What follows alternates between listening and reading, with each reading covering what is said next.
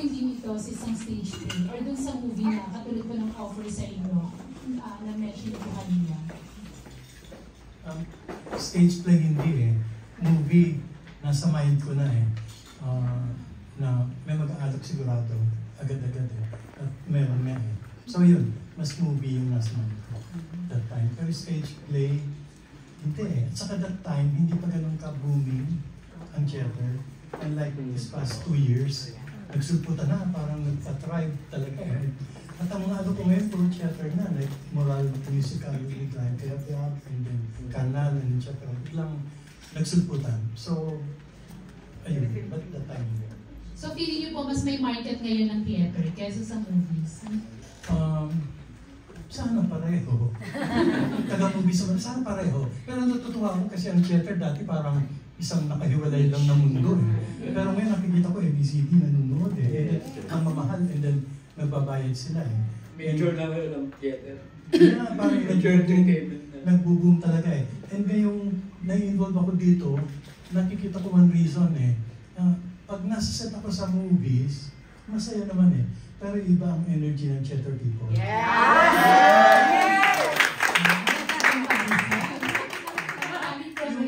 Yung energy nila bumubulwak.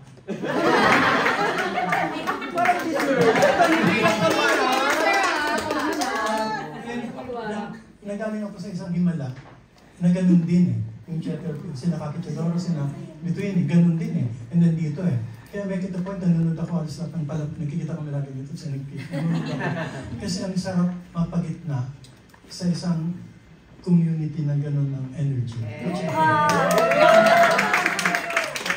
collaborating with Direk, Yong, and the producers po, may say din po kayo sa pagpilit dun sa mga characters?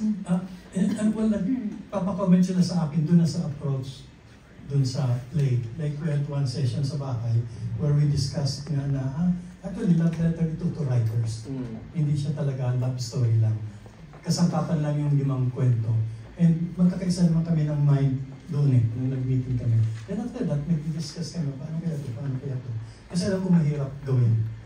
Dahil nahirapan nila ako. Kaya nag-collaborate, nagtutulungan naman kami lahat. But I think we're guided by a philosophy that guided me in writing the novel, which is, parang nasagot din yung kanina sa incest. Unang-una yung mga lumalapit sa akin sa book launch, linawin ko ngayon, yung sinasabi nila para silang si Sandra. May ganun silang karanasan sa kuya nila, yung mga lumalapit.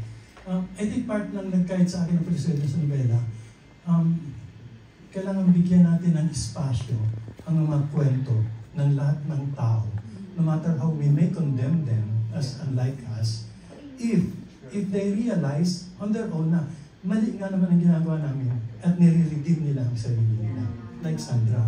And doon sa nobela, it will turn out na isa sa pinaka-fair at dissenting tao in the end was Sandra.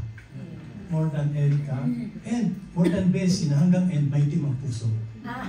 Ay, naku, Aba. Pero si Sandra, kaya naging kaibigan ng totoong Lucas, malinis ang puso niya eh. Nahilap lang siya. So, babalikan ko yung sinabi ko. So, I think, trabaho namin lahat na nasa sining, literature man o theater, kailangan bigyan natin ng espasyo ang kwento ng mga tao. Na ordinarily, ilalagay na nila sa dalim na, ay, prostitute yan, ay, bakla yan, ay, incestuous yan, ay, assassin yan. Kailangan pa rin natin mabigyan ng espasyo ang kwento nila at maintindihan sila. Pero hindi para i-condone at encourage sila. Si Sandra naman may redemption sa kanya. And sir, coming from film po na doon po kayo unang nakilala eh. Sa film? Actually sa literature, short stories. I mean po, yung syempre yung stories niya nagagamit po sa film. Naisip niyo po bang i-suggest, no offense man po sa mga stage actors, alam natin po gano'n kagagaling yung mga stage actors, pero na-i-suggest niyo po ba sa mga directors and producers na kumuha ng mga sikat na artista na mag-stage play? Kasi may mga actresses din po tayo, actors na gusto rin nilang sumubok ng stage plays, di ba? Open naman ako na, pumapasok na sa theater yung maraming mga movie actors eh. At marami rin mga theater actors na pumasok sa movies eh. I think naman dapat walang walang exclusivity. Dapat mas inclusive and open naman tayo dati. Pero kung tatanungin, I'd rather see fresh faces na gumaganap rather than artista na mayroon ng daladalang image sa kanya. So kung minsan may bagahe ng dala yun pag gano'n nag-a-adjust ka na siya. May kwento na yung artista sa mind ng audience bago pa man nagsimula yung play. So kung minsan mas maganda yung ganong freshness. But otherwise, walang rule na nagsabing huwag itubag ganyan And then I think basta mahusay lahat at magampanan nila yung role. Ako okay na ako dun Masaya ako na nagsusulputan talaga lahat. Pati yung mga works ko from Himala to and so on, to Moray, to Carnal. Masaya Parang nagsusulputan lahat at pinanganganak lahat. Yeah, thank you, Sir Ricky. Kay